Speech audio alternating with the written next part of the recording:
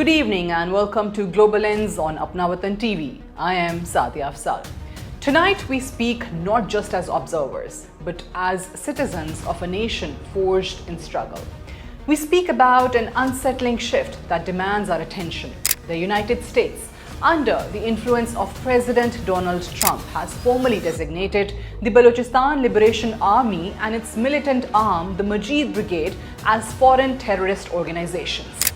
This may sound like bureaucratic jargon, but for Pakistan, it is far more. It's a validation, international recognition of what we have said for years. That these groups, driven not by genuine grievances, but by foreign agendas, threaten our sovereignty, our children, and our future.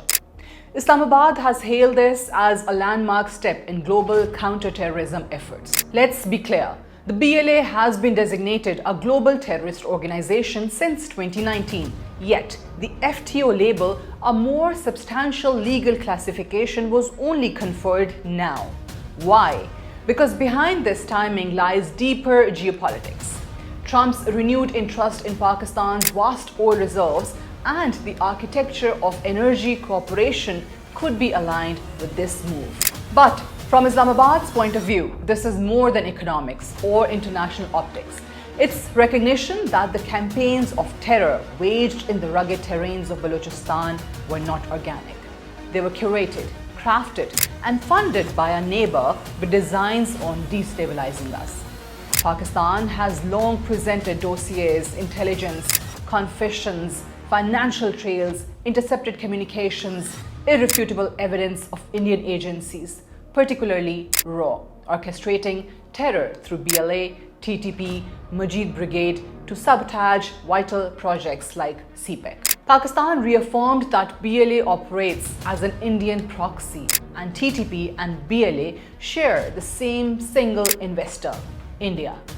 Pakistan's diplomats took the case to global platforms, urging action to cut off illicit arms flows, highlighting how terror groups use Afghan sanctuaries, stockpiles of abandoned weapons, and covert support to strike at our stability. Let me be unequivocal. This is not misdirected activism. It is a calculated hybrid warfare, disinformation, proxy violence, sectarian infighting. The Doval Doctrine, as Pakistan terms it, speaks of an Indian strategy of asymmetric disruption of Balochistan, and we must not let anyone dismiss this as mere conspiracy. Yet, Trump's move offers a diplomatic lifeline. It reaffirms our right to defend our territory, to protect our children from attacks, like the recent school bus massacre in Khuzdar, where innocent lives were lost. Moving forward, the designation should strengthen international resolve. It should disrupt terror funding, sanction assets, limit mobility of these groups, but more must be done. Number one, international oversight. Ensure enforcement against BLA's global networks. Number two, region-wide pressure. Demand Afghanistan clamp down on cross-border sanctuaries. Number three, narrative integrity.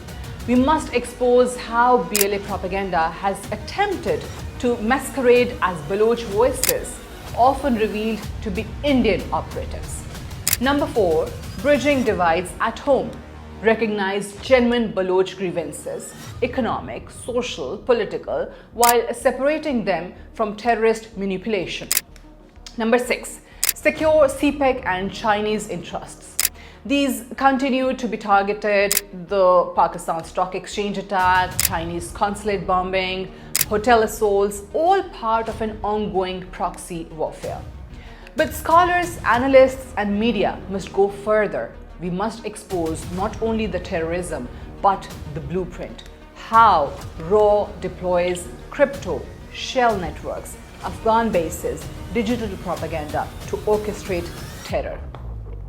We must also stand guard against false equivalence.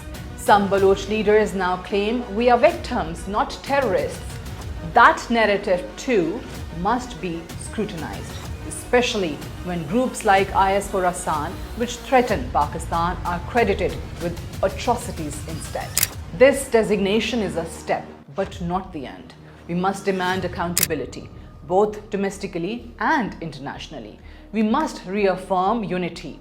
All must reject terror disguised as liberation.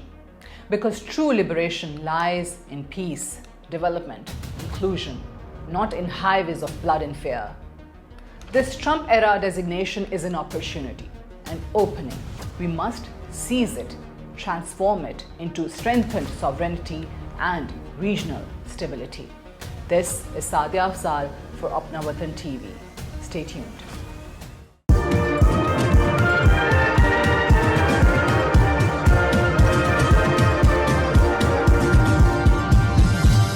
You are watching Apna Watan.